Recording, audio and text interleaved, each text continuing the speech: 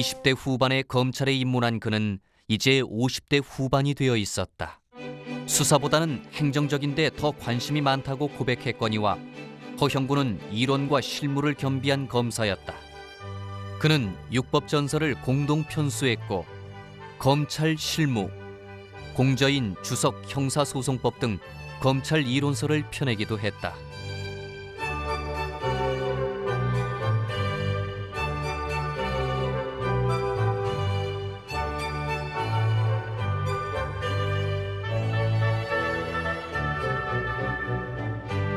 그가 검찰에 입문해 검찰 최고의 자리까지 오를 수 있었던 것은 부인 최갑수의 내조에 따른 수신제가가 뒷받침되었기 때문이었으리라.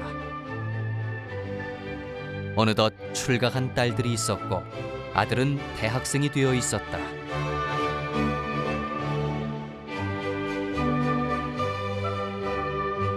그동안 쉼없이 달려왔다. 그러나 30여 년 만에 온 휴식의 시간은 그리 길지 않았다. 1982년 허형구는 서소문에 사무실을 열고 변호사를 개업한다. 검사에서 변호사로 변신한 것이었다. 제2의 삶이 시작된 것이다.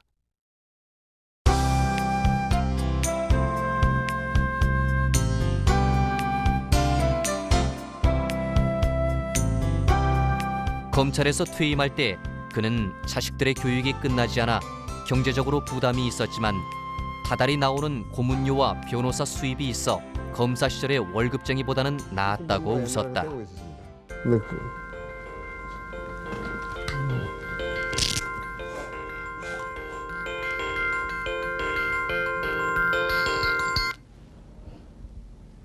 이 누구야? 여보세요. 예. 1988년 12월 허형구는 노태우 정부의 제38대 법무장관에 임명된다.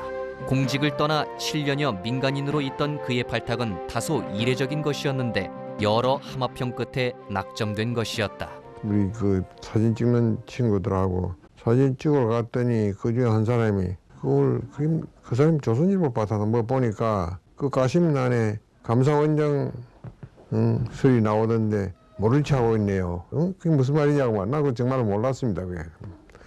그가 돌아가서 좀 신문을 찾아보면 그런 말이 있어요. 그래서 나는 그거 괜찮겠다 생각했어요. 했는데 그 다음 날인가 보니까 대통령이 말하기를 또 가심란이 났어요. 너무 소소한 이야기겠지만 너는 허영무를 항상 어떤 사람인지 잘 모르고 이렇게 말했다는 게 또 신문에 났어요. 그러니까 아이고 이게 사실 80년 허형구는 대검차장 시절 수경사령관이었던 노태우와 시국관계로 만난 적이 있었고 당시 인사에 깊숙이 개입하던 박철원과도 부산지검에서 같이 근무한 인연이 있었다. 그래서 당시 50과 60의 역학관계로 볼 때 1981년 허형구의 뜻하지 않은 희생을 다시 끌어올린 측면도 있다고 전해진다. 노태우 정권 초기인 1988년 12월 허형구는 제38대 법무장관에 취임했다. 나는 자랑스런 태극기 앞에 그의 발탁 배경을 차치하고서라도 시대적으로 제6공화국을 이끌 내각은 큰 의미를 지니고 있었다. 이전의 박정희, 전두환 정권과는 달리 노태우 정권은 정통성을 갖고 있었다. 따라서 박정희, 전두환 시대는 인치주의가 횡행했지만 노태우 시대는 법치주의가 요청되고 있었다.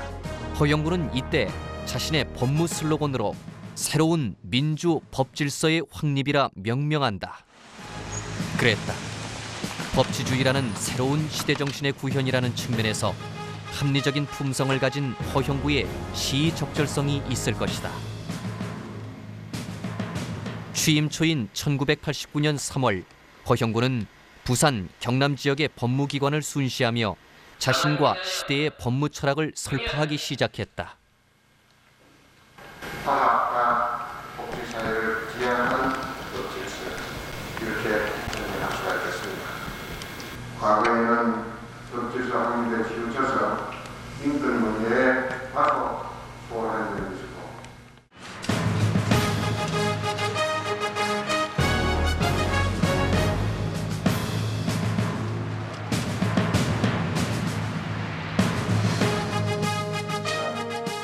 제6공화국의 출범으로 정치적 민주화의 기반이 조성되기는 하였습니다만 제가 그런 이야기를 하는 것은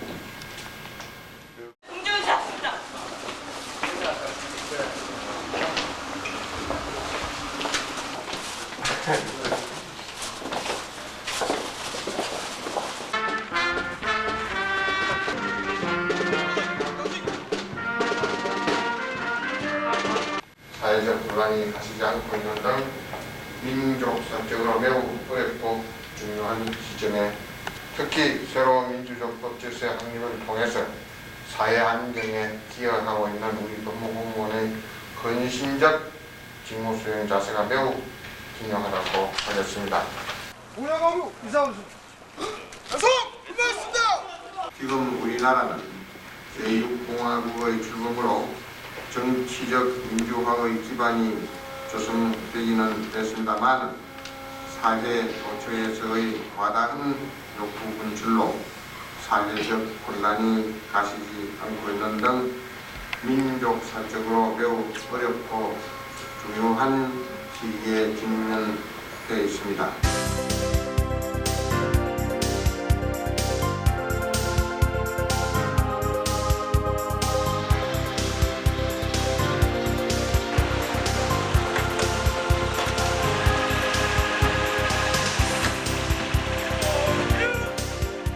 부산고검지검, 마산지검, 부산교도소, 마산교도소 등을 잇따라 방문하며 그는 제6공화국에 대한 역사적 의미와 새로운 민주 법질서의 확립을 역설하는 한편 화합과 인권을 존중하는 법무행정을 강조했다.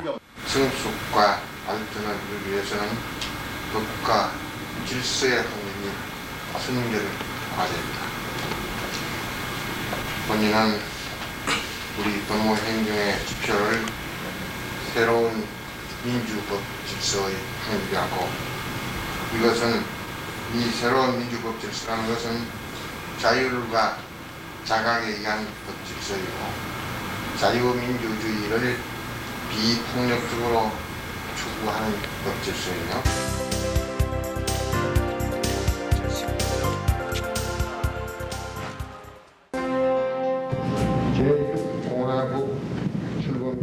시대적으로 인권과 자율이 강조되던 이때 그는 법무행정의 수장으로서 교도행정, 출입국 관리 등 산하기관들의 업무도 꼼꼼히 챙겼다.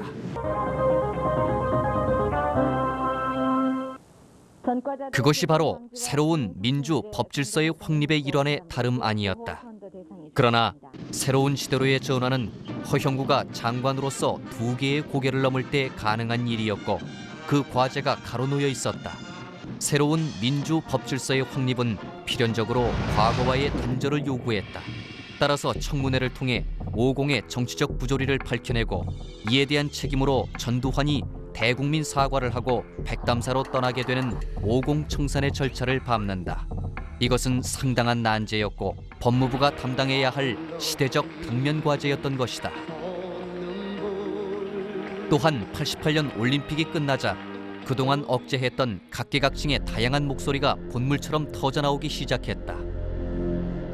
그러나 과거처럼 경직된 법 적용보다는 융통성 있는 법 적용을, 실정법이라는 획일적 잣대보다는 지혜로운 법 적용이 필요한 국면이었다. 비유를 하자면 온 천지가 데모판 이렇게 해도 과언이 아닙니다. 뭐 사회도 그렇고 학원도 그렇고 노동 현장도 그렇고 전부 데모입니다.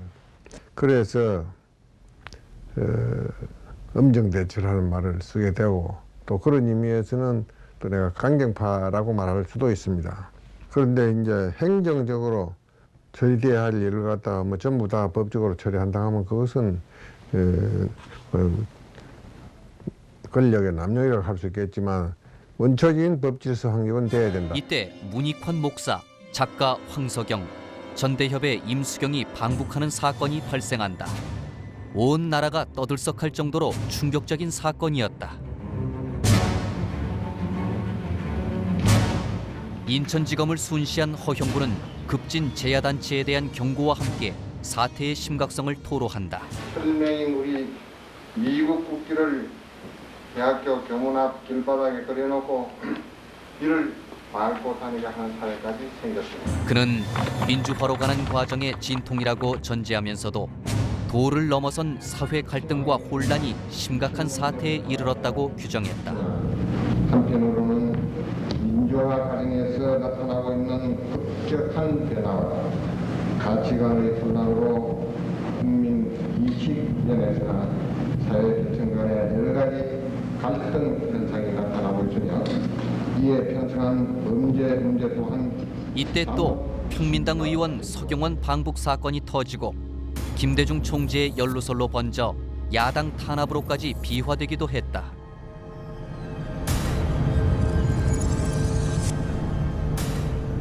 또한 동의대생들이 강의실을 점거하고 농성을 하던 중 바리케이트로 쳐놓은 책걸상에 불을 지르며 경찰의 사상자가 발생하는 사건이 터지기도 한다. 데모를 저지하는 경찰관이 이 불에 타서 죽는다는 이게 생각도 할 수 없는 일이고 의의가 없었어요. 데모 사실 자체는 또 경찰관은 또 내무부 소관이지만 이 법무장관이 나도 여기서 책임지고 물러나야 하지 않겠느냐 이런 생각을 했습니다. 따라서 그는 서부지청 개청식에서 법과 질서, 정의의 잣대를 바로 세워야 한다고 역설했다. 깊이 있고 법과 질서를 확립하고 이 사회의 정의의 잣대를 바로 세우겠다는 굳은 결의를 다시 한번 가져나가야 했습니다. 또 서울고검지검 신축청사 이전식에서는 불법 무질서를 바로잡는 데 있어 검찰의 책무를 강조했다. 청사 준공은 큰 의미를 갖는다 했습니다. 무분별한 욕구가 분출하고 불법 무질서한 여러 가지 현상들이 난무하고 있을 뿐만 아니라 일부 자익폭력 세력이 우리의 존립 기반인 자유민주주의 체제를 이어가고 있었어요. 그러나 허형구는 구체적인 시국사건 처리에 있어 검찰 공안부로부터 보고를 받고 주로 검찰의 의견을 존중하는 방향으로 처리했다고 전하며 공안검사는 투철한 국가관과 안보의식으로 업무를 수행한다고 덧붙였다. 검찰이 더욱 국가를 위해서 일할 수 있도록 하지만 의미에서 또 우리 여러분의 경험을 듣는 의미에서 건배를 드립니다. 건배.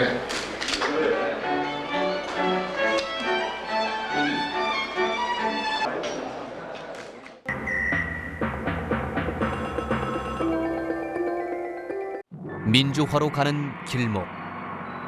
언급했듯 허형구가 국가 법질서를 책임진 60 초기는 인치주의에서 법치주의로 넘어가는 과도기였다. 6.29 선언 이후 민주화의 길로 들어서면서 각계각층의 목소리가 커지기 시작했고 상당한 시국치안 수요가 법치주의로의 전환은 허형구에게 주어진 역사적 과제였지만 이전의 인치시대에서 억압되었던 각계의 욕구 분출을 민주화로 가는 시대 정신과 어떻게 조화시켜 나가느냐 하는 것은 정부 차원의 과제였다. 자세에는 문제가 없다고 생각하시는지요? 범죄 적결 참 이러한 문제는 그야말로 우리 단속하는 공무원의 확고한 의지와 사명감이 매우 중요하다고 생각하고 있습니다. 그동안 장기간의 단속으로 인해서 단속 공무원들이 지치거나 타성적 혹은 피동적으로 움직일 염려가 없지 않습니다. 따라서 이들에 대한 활동비를 따라서 법무부는 사회질서 문제에 대해 당근과 채찍, 포용과 사법적 잣대를 가지고 범정부 차원에서 긴밀히 대처하는 구심점이어야 했다. 다행히 범정부 차원의 대처와 법무부의 혼신의 노력으로 60 초기에 분출되었던 사회 혼란은 서서히 해결되어 갔다. 89년 10월 30일 대구 고검지검을 방문한 허형구는 검찰의 노력으로 사회 혼란이 잦아들고 있다고 만족감을 표시한다. 우리는 제6공화국 초기의 불안정한 법 질서를 바로잡고 새로운 민주법 질서를 확립하는 데 기여 대성을 다방할 수 있을 것입니다. 특히 대구 고검지검 방문에서 그는 다시 불거져 나온 검찰로부터의 경찰의 독립 움직임에 대해 부당성을 지적하며 다시 한번 쐐기를 박았다.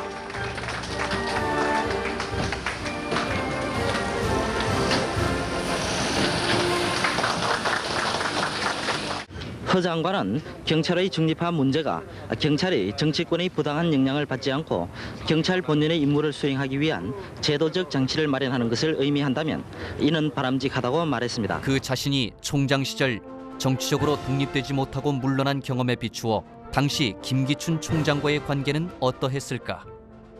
허형군은 민감한 문제라고 전제하며 총장의 책임 하에 일을 하는 게 원칙이라고 했다. 견해에 따라서는 상당히 어려운 문제입니다.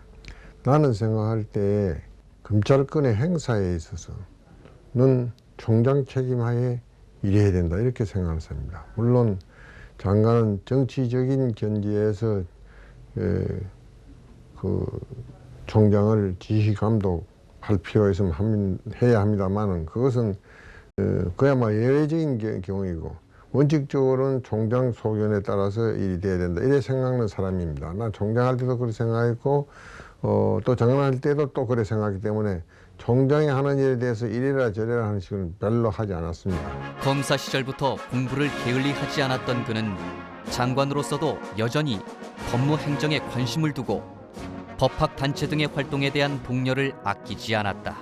급격히 변화하는 사회 경제의 현실과 이를 겨울하는 법령이 맞지 아니해서 생기는 국민의 불편을 해소할 수 있도록 법제를 정비하는 한편 엄정 공평하게 법을 집행함으로써 특히 허형군은 이때 검찰총장 임기제를 공포했다. 과거에 그 총장이 물러난 것이 임기가 없어서 물러난 것은 내가 알기로는 아닙니다. 임기는 63세까지는 법률상 보장되어 있습니다. 그런데도 뭐 또 총장 또 사표에 나가고 대통령하고 뭐 대통령 말하자면 눈에 들지 않으면 나가고 그렇게 해왔으니까 그래서 임기제라도 만들어 가지고 그 임기 동안에도 존중하는 그런 풍토를 만드는 것이 좋겠다. 그러나 허형군은 제도가 만능은 아니라며 임명권자인 대통령의 의지가 무엇보다 중요하다고 강조했다.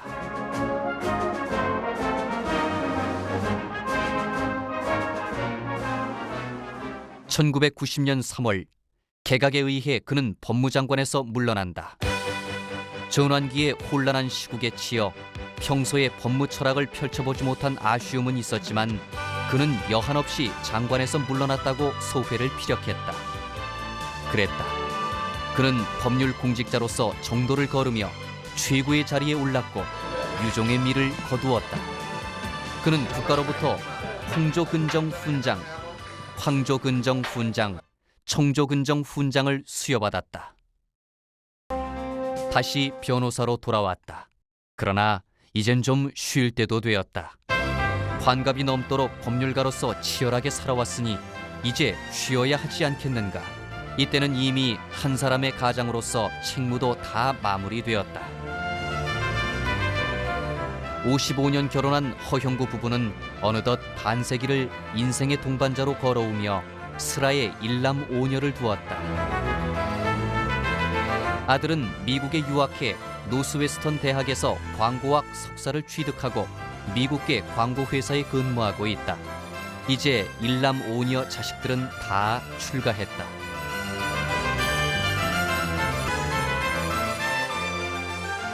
부인 최갑수는 가정적으로 엄격한 남편을 내조하며 초임 검사 시절의 가난 속에서 자식들을 별탈 없이 키워냈다. 그때 뭐 한 달 월급 받으면은 거의 다 외상으로 쓰다시피 해가지고 월급 받으면 갚고 또 이사하는 날에는 반드시 월급 받는 날에 이사했습니다. 부인은 알뜰하게 가정을 꾸리고 남편이 공직자로서 수신제가 할 수 있도록 배려했다. 뭐 들어줄 양반도 아니고 그러니까 우리가 너무 못 사니까 주위에서 친구들이 군인 부인들 친한 친구가 있었습니다. 너는 검사인데도 어떻게 못 사느냐고 안타까워서 그런. 특히 부인은 남편이 검찰과 법무부의 고위 공직자라는 것을 철저히 숨기고 가정을 관리했다고 한다. 절대로 감추습니다. 남편이 뭐 한다는 거 이런 거 절대로 말도 안 하고 애들 어릴 때는 밖에 나와서 싸움을 하고 두라도 제가 가서 막 그냥 잘 못했다는 식 빌고 그랬어요. 그 사람들 생각에 혹시 저 검사 애라고 저렇게 저 애를 때리고 저러나 싶어가지고. 그런데 굉장히 주의를 하고 또 남들이 볼 때는 검사니까 또 뭐 저런다 할까 싶어서 애들한테도 너 밖에 나가서 누가 묻고도 절대 공무원이라 소리만 하지 아버지 검사라 소리 하지 말라고 그건 항상 일렀습니다.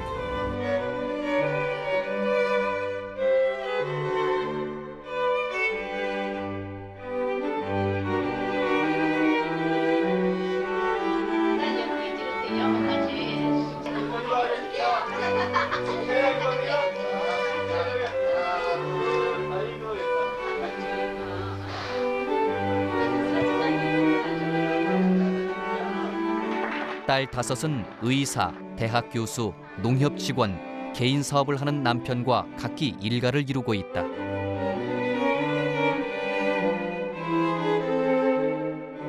아들은 일남 일녀를 두었다.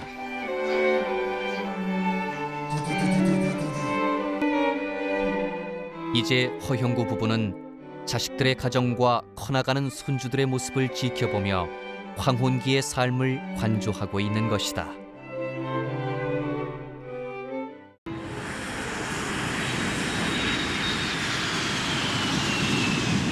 오늘이 있도록 키워준 고향. 양친 묘소도 참배할 겸 오랜만에 김해를 찾았다. 미리 기별을 받은 조카가 마중을 나왔다.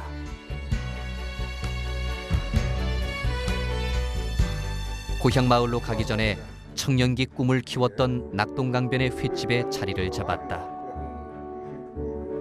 옛 생각에 젖어 소주를 한잔한다. 성장기를 함께한 낙동강.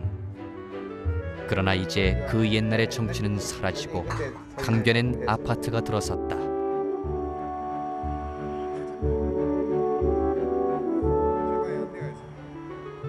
그가 어느덧 인생의 황혼기를 맞았듯 낙동강도 그만큼의 세월을 지닌 모습으로 있는 것이다. 사진 찍는 취미를 가지고 있는 그는 카메라를 꺼내 갯벌과 철새를 담는다.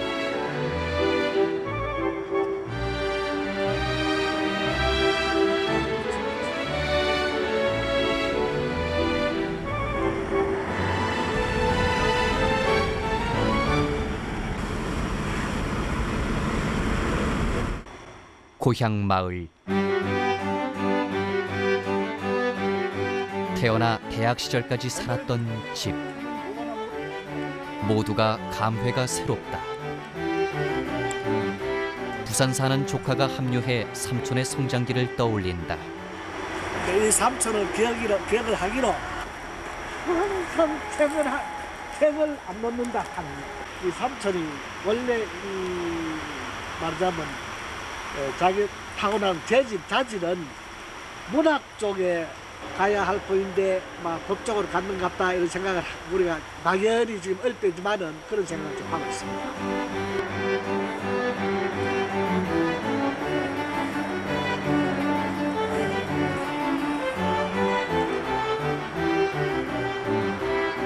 허형구가 역경에서도 공부할 수 있도록 영향을 주었던 부친.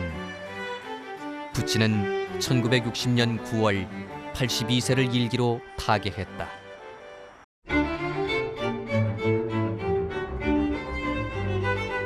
누군들 고향을 잊을까? 92년 허형구는 김해 향후회 초대 회장을 맡았고 지금도 꾸준히 재경 고향 사람들과 친목을 다지고 있다. 2004년 현재 영등포 법무법인을 이끌고 있는 그는 이제 공증 업무만 하고 있다. 그는 변호 비용을 흥정하는 일이 가장 어려운 일이었다며 돈을 밝힌다는 소리를 듣는 변호사는 되기 싫었다고 고백했다. 그는 또 변호사는 정년퇴직이 없으니 좋은 직업이라며 법률가라는 직업에 우회적으로 만족감을 표시했다. 법률가는 냉철해야 한다. 특히 검사는 불법이라는 획일적 잣대로 벌을 주기 위해 애쓰는 존재다. 그래서인지 그도 외형적으로는 냉철해 보인다. 그러나 속내는 따뜻하다. 그래서일까 허형구는 법률가의 길을 걸으며 틈틈이 사진 찍는 취미를 가졌다. 건강관리 차원에서 도움이 될 것이라는 생각에 68년 대전지검에 근무할 때부터 카메라를 들었다고 한다.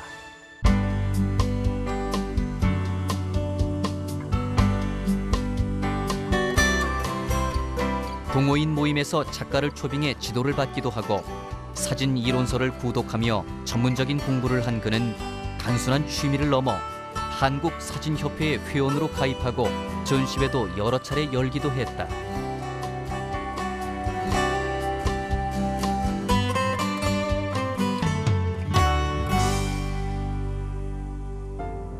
그는 사진 찍는 취미가 법률가로서 자칫 딱딱해지기 쉬운 마음의 활력소가 되었다며 업무에서 벗어나 자연의 아름다움을 포착하는 순간은 모든 세상사를 잇는다고 했다. 그랬다.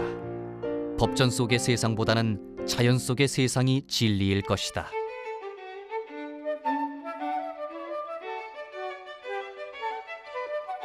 그래서일까? 상선, 여수, 화위귀, 인오고 등의 경구를 인생의 좌우명으로 삼았다는 그의 삶은 동양 사상에 입각한 순리적인 인생관이 짙게 배어 있다. 그 중에서도 노자의 도덕경에 나오는 상선여수라는 말을 좋아합니다. 상선이라는 것은 최고의 선을 의미합니다. 다시 말하자면 최고의 선은 물과 같아야 된다. 물은 자기 몸을 낮춥니다. 항상 낮은 곳으로 흘러갑니다만 그러면서도 급류가 되어가지고 큰 바위를 밀어뜨리는 힘을 가지기도 하고 또 못과 같이 그 호수를 말합니다. 못과 같이 고요한 속에서도 깊이를 가지고 있습니다. 그는 특히 청년기부터 풍설을 겪으면 따뜻한 봄이 온다는 경구를 좋아했다. 말하자면 고생 끝에 낙이 온다 이런 뜻이죠. 풍수를 겪고 나면 따뜻한 봄이 온다. 말하자면 항상 희망을 가지고 열심히 살려고 노력해 왔습니다. 그 얘기에 곁들여서 성실은 능력을 보충한다 이런 이야기가 있어요. 그러니까 능력도 중요하지만 성실하면 약간 부족한 능력을 보충할 수 있다. 허형구의 삶의 성실이 밑바탕에 있다면 덕은 짙게 투영됐다. 중년기부터 그는 숭덕광업, 즉 덕을 숭상하면 사업이 번창한다. 그리고 덕불고 필유인을 마음 깊이 새겼다고 한다. 선친께서 내가 어릴 때 자주 이런 말씀을 하셨습니다. 덕은 안 입을 자 외로울 꽃자입니다. 그러니까 덕은 외롭지 않다. 반드시 필요인 인자는 이웃 인자입니다. 반드시 이웃이 있다. 그런데 그 덕이라는 것은 힘 혹은 완력과는 상대적인 뜻을 가지고 있습니다. 그러니까 힘에 의해서 어떤 일을 해결한다든지 힘을 행사하기 좋다고 생각하는 그런 생각이 아니고 덕으로 남을 감사하면서 살아가야 옳다. 그러나 그는 검사라는 직업은 덕만으로 업무를 수행하기 매우 어려운 직업이라며 웃었다. 그래서 어떤 때는 내 스스로 생각해도 아주 냉정해질 때가 있습니다. 업무를 수행하기 위해서는. 그런데 경찰에서 구속되어 오는 사건을 취급할 때와 내가 조사를 해가지고 구속할 때는 좀 다릅니다. 또 송치되어 온 사건을 처리할 때는 그냥 이미 구속되어 있으니까 여사로 보이지만 내가 조사를 해가지고 구속하느냐는 문제는 굉장히 망설여져요. 이걸 그 사람은 과연 구속해야 되느냐 안 되느냐. 법은 법대로 안해할 수 없는데 다른 방법으로 도와줄 수 있는 방법이 없을까 아마 그런 생각도 했습니다만 실제로 그렇게 참 계속 도와주었다면 아마 내가 참 훌륭한 검사가 되었을 것이다 이런 생각을 합니다. 어쨌든 잘 도와주지는 못하고 그래도 마음만은 어떻게 도와줄 방법이 없을까 이런 생각으로 1983년 김석휘 총장과 함께 검사 출신 퇴역자 모임인 검찰 동호회를 창립하기도 했던 그는 이제 원로로서 가끔 과거의 동료들과 친목 모임을 가지며 후배 검사들을 조용히 지켜보고 있다. 그러나 그는 아직도 사회를 위해 자신이 뭔가 할 일이 있지 않겠느냐며 강한 의욕과 소망을 피력했다. 그러므로 본인은 오늘 전국 검찰과 관아 사법경찰관에 대하여 20세기 후반세기를 숨가쁘게 건너왔다. 격동의 한국 역사와 영육의 검찰을. 그는 검찰 내외적으로 신망을 남겼고 법률가로서 정도의 족적을 남겼다. 허형구. 그는 봉건시대에 태어나 어려운 역경에서도 끊임없는 도전을 하며 꿈을 이루었다. 그리고 공직자로서 치열한 길을 걸었다.